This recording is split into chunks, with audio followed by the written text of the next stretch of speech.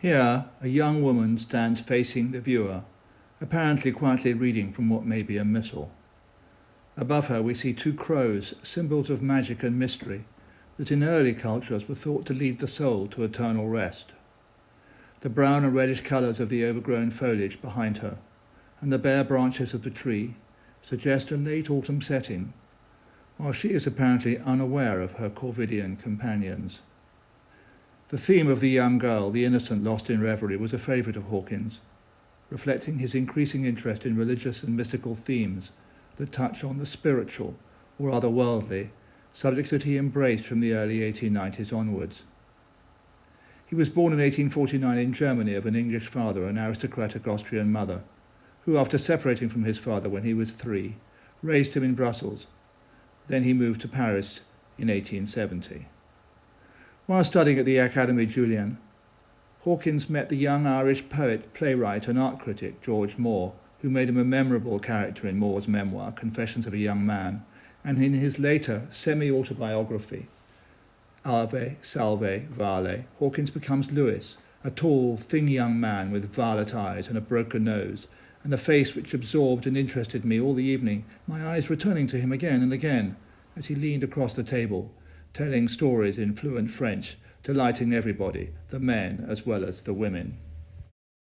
It was as a member of the international community of artists living at Grès-sur-le-Win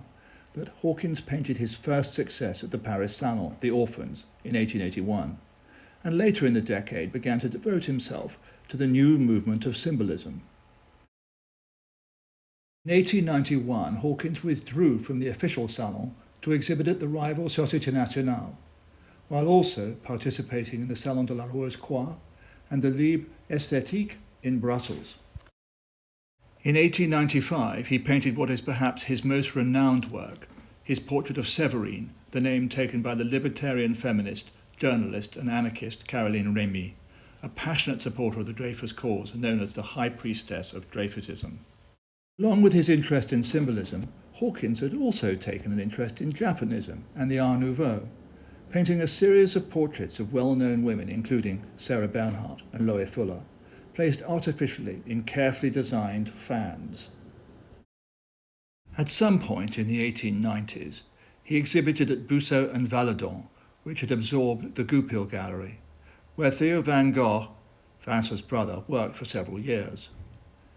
In 1993, the Van Gogh Museum in Amsterdam put on a monographic exhibition of the artist. Hawkins's cosmopolitan background, his time in France, his birth in Germany, and his subjects make it hard to define him, but his work has gradually and deservedly attracted increasing attention in recent years.